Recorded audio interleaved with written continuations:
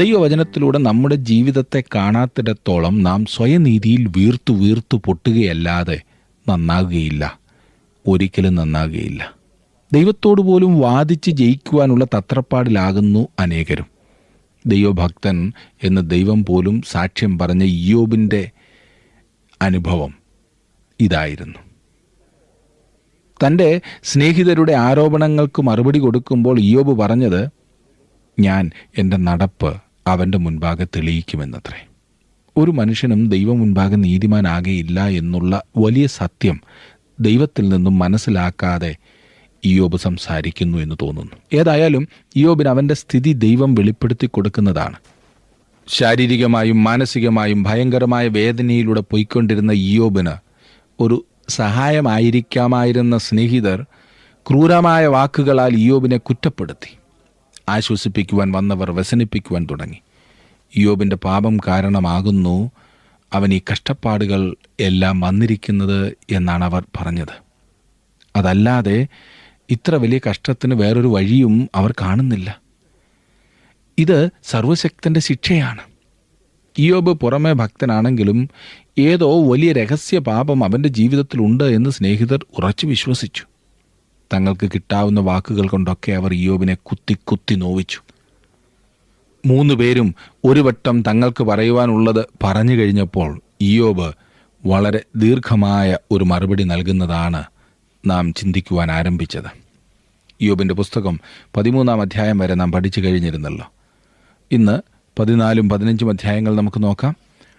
14-ാം അധ്യായത്തിലേക്ക് നാം വരുമ്പോൾ അതിൻ്റെ 1-ാം വാക്യത്തിൽ വായിക്കുന്നു, സ്ത്രീ പ്രസവിച്ച മനുഷ്യൻ അല്പായുസുള്ളവനും കഷ്ടസമ്പൂർണനുമാകുന്നു.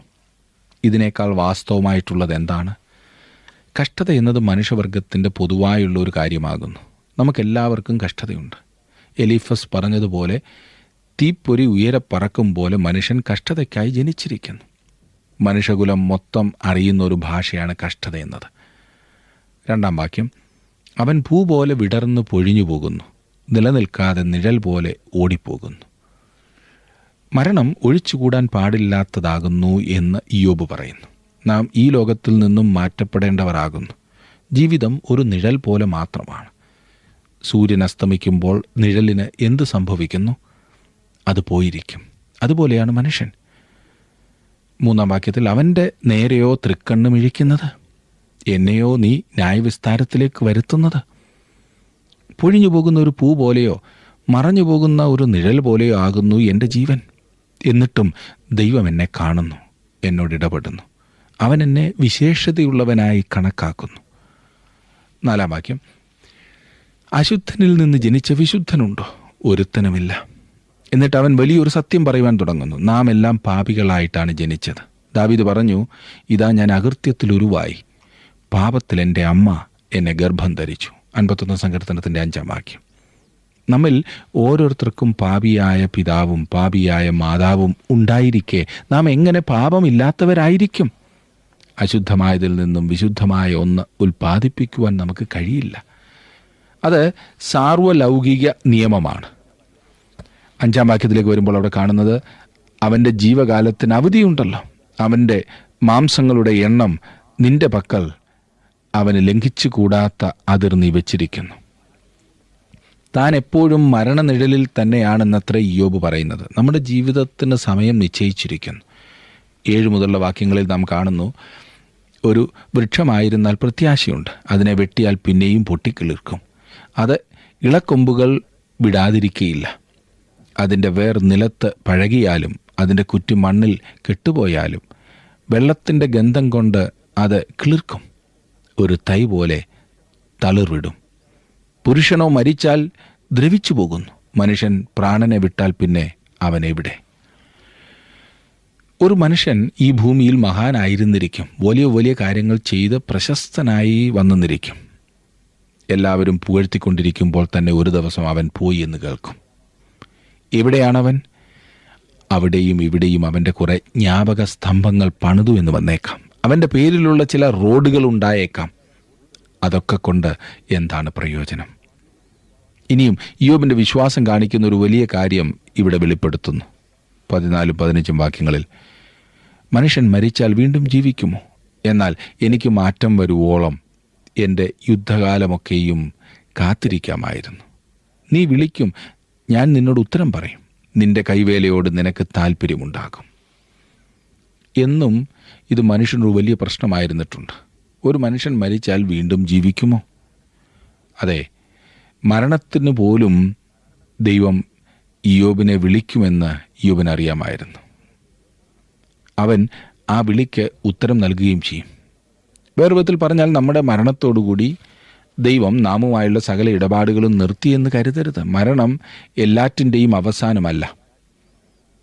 19 അധ്യായത്തിൻ്റെ 25 മുതൽ 27 വരെയുള്ള വാക്യങ്ങളിൽ ഇയ്യോബ് പറയുന്നതായി നാം കാണുന്നത് 19 അധ്യായത്തിൻ്റെ 25 മുതൽ, എന്നെ വീണ്ടെടുക്കുന്നവൻ ജീവിച്ചിരിക്കുന്നു എന്നും അവൻ ഒടുവിൽ പൊടിമേൽ നിൽക്കുമെന്നും ഞാൻ അറിയുന്നു. എൻ്റെ ത്വക്ക് ഇങ്ങനെ നശിച്ച ശേഷം ഞാൻ ദേഹരഹിതനായി ദൈവത്തെ കാണും. ഞാൻ തന്നെ അവനെ കാണും, അന്യനല്ല. എൻ്റെ സ്വന്തം കണ്ണ് അവനെ കാണും. എൻ്റെ അന്തരംഗം എൻ്റെ ഉള്ളിൽ ക്ഷയിച്ചിരിക്കുന്നു. ഇയ്യോബ് വളരെയധികം പ്രത്യാശയോടെ, വളരെയധികം ഉറപ്പോടെ പറയുന്ന വാക്കുകൾ നമുക്കിവിടെ കാണുവാനായിട്ട് സാധിക്കുന്നുണ്ട്.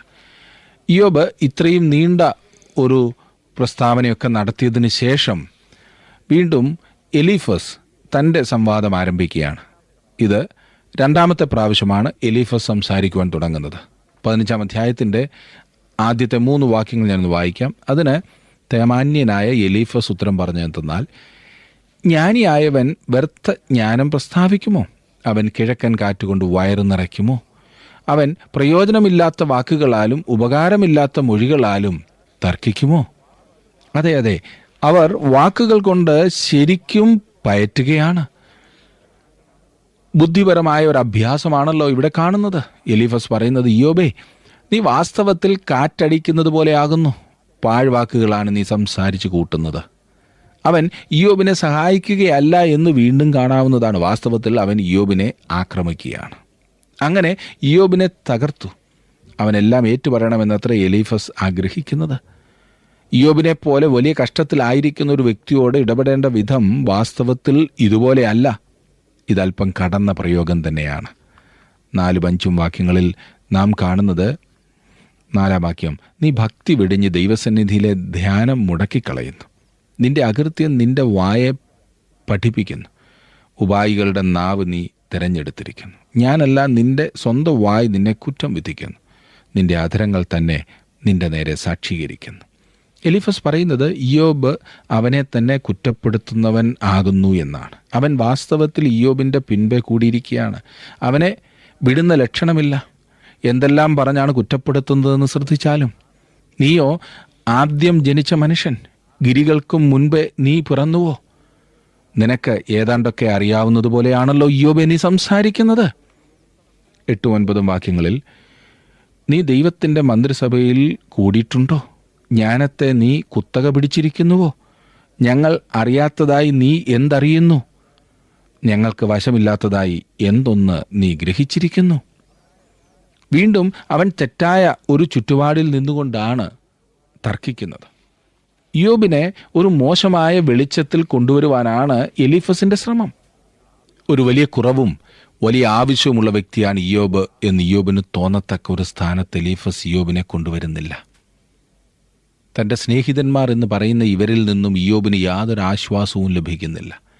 അവർ അവനെ കുറ്റപ്പെടുത്തുക മാത്രമാണ് ചെയ്യുന്നത്. 10-ാം വാക്യത്തിൽ, ഞങ്ങളുടെ ഇടയിൽ നരച്ചവരും വൃദ്ധന്മാരുമുണ്ട്, നിന്റെ അപ്പനേക്കാൾ പ്രായം ചെന്നവർ തന്നെ. ഇയ്യോബിനേക്കാൾ ഏറെ തങ്ങൾക്കുള്ള പക്വതയുടെ കാര്യം പറഞ്ഞ് എലീഫസ് തന്നെയും തൻ്റെ സ്നേഹിതരെയും സംരക്ഷിക്കുന്നു, ന്യായീകരിക്കുന്നു. അവൻ പറയുന്നത് ജ്ഞാനം അവൻ്റെ വശത്താകുന്നു എന്നാണ്, അല്ലാതെ ഇയ്യോബിൻ്റെ വശത്തല്ല എന്നത്രേ. ഇതത്രേ അവൻ്റെ ഇവിടുത്തെ വാദം.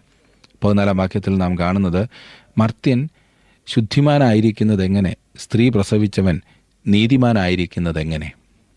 എല്ലാ മനുഷ്യരും പാപികളാകുന്നു എന്നുള്ളത് ഒരു വാസ്തവമാണ്. അത് അംഗീകരിക്കുന്നതിന് പ്രയാസമില്ല. എന്നാൽ എലീഫസും അവൻ്റെ സ്നേഹിതന്മാരും പറയുന്നത് ഇയ്യോബ് ഏതോ ഭയങ്കര പാപം ചെയ്തിട്ടുള്ളതിനാലാണ് അവൻ ഈ കഷ്ടതയിൽ കൂടി കടന്നു പോകുന്നത് എന്നത്രേ. അവനത് പുറത്തു കൊണ്ടുവന്ന് ഏറ്റുപറയണം അത്രേ.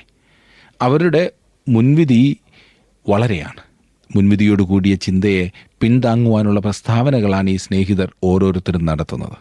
കേൾക്കുമ്പോൾ അവർ പറയുന്നത് വാസ്തവമാണ്. എന്നാൽ അതിൻ്റെ പിൻപിലെ ഉദ്ദേശം പ്രത്യേകം ശ്രദ്ധിക്കേണ്ടത് തന്നെയാണ്. 15-ാം വാക്യത്തിൽ നാം വായിക്കുന്നത്, തൻ്റെ വിശുദ്ധന്മാരിലും അവന് വിശ്വാസമില്ലല്ലോ, സ്വർഗവും തൃക്കണ്ണിന് നിർമ്മലമല്ല. അവൻ സ്വർഗത്തെക്കുറിച്ച് പറയുന്നതും വാസ്തവമാണ്. കർത്താവായ യേശു ക്രിസ്തു ക്രൂശിൽ മരിച്ചപ്പോൾ അവൻ മനുഷ്യവർഗത്തെ വീണ്ടെടുക്കുവാൻ മാത്രമല്ല മരിച്ചത്, പിന്നെയോ അവൻ്റെ പ്ലാൻ ഒരു പുതിയ ആകാശവും പുതിയ ഭൂമിയും ഉണ്ടാകേണ്ടതുണ്ട്. കാരണം അവിടുന്ന് നമ്മെ രക്ഷിച്ചു. സ്വർഗവും തൃക്കണ്ണിന് നിർമ്മലമല്ല എന്നുള്ളത് സത്യമാണ്. 16-ാം വാക്യത്തിൽ, പിന്നെ മ്ലേച്ഛതയും വഷളത്വവും ഉള്ളവനായി വെള്ളം പോലെ അകൃത്യം കുടിക്കുന്ന മനുഷ്യൻ എങ്ങനെ? അതും സത്യമായ പ്രസ്താവനയാണ്. സ്വർഗവും അഴുക്കുള്ളതായി വീണ്ടെടുപ്പ് ആവശ്യമുള്ളതാണെങ്കിൽ മനുഷ്യന് എത്രയധികം വീണ്ടെടുപ്പാണ് ആവശ്യമായിരിക്കുന്നത്? ഇത് വാസ്തവമാണെങ്കിൽ തന്നെ ഇത് ഇയ്യോബിനോ അവൻ്റെ അവസ്ഥയ്ക്കോ പ്രത്യേകമായി ചേരുന്നതൊന്നുമല്ല. മറ്റെല്ലാ മനുഷ്യർക്കും വേണ്ടതുപോലെ മാത്രം ഇയ്യോബിനും വേണം. ഇവിടെ ഇയ്യോബിനെ കുറ്റപ്പെടുത്തുവാൻ മാത്രമാണ് ശ്രമിക്കുന്നത്. 20-21 വാക്യങ്ങളിൽ, ദുഷ്ടൻ ജീവപര്യന്തം അതിവേദനയോടിരിക്കുന്നു, നിഷ്ഠൂരന് വെച്ചിരിക്കുന്ന ആണ്ടുകൾ തികയുവോളം തന്നെ. ഘോരനാദം അവൻ്റെ ചെവിയിൽ മുഴങ്ങുന്നു, സുഖമായിരിക്കയിൽ കവർച്ചക്കാരൻ അവൻ്റെ നേരെ വരുന്നു. ഇവിടെ ഇയ്യോബ് ദുഷ്ടനാണെന്നും എന്തോ ഒളിച്ചു വച്ചിരിക്കുന്നു എന്നും വീണ്ടും ധ്വനിയുണ്ട്. ഈ സംസാരത്തിൽ നിന്നൊക്കെ നമുക്ക് മനസ്സിലാക്കുവാൻ കഴിയുന്ന ഒരു പ്രത്യേക വിഷയം, ഈ മനുഷ്യരുടെ കാലത്ത് വാസ്തവത്തിൽ മനുഷ്യന് യാതൊരു കുഴപ്പവുമില്ല. മനുഷ്യൻ ഏതോ അല്പം അബദ്ധങ്ങളൊക്കെ കാണിച്ചെന്നേ ഉള്ളൂ. അവൻ്റെ പാപമെന്നൊക്കെ പറയുന്നത് അറിവില്ലായ്മയുടെ ഒരു പ്രകടനം മാത്രമാണ്. ഒരല്പം അമർത്തി തുടച്ചാൽ പോകാവുന്നതിൽ കൂടുതലൊന്നും അല്ല അതെന്ന് പഠിപ്പിക്കുന്ന തെറ്റായ മനഃശാസ്ത്രമായിരുന്നു.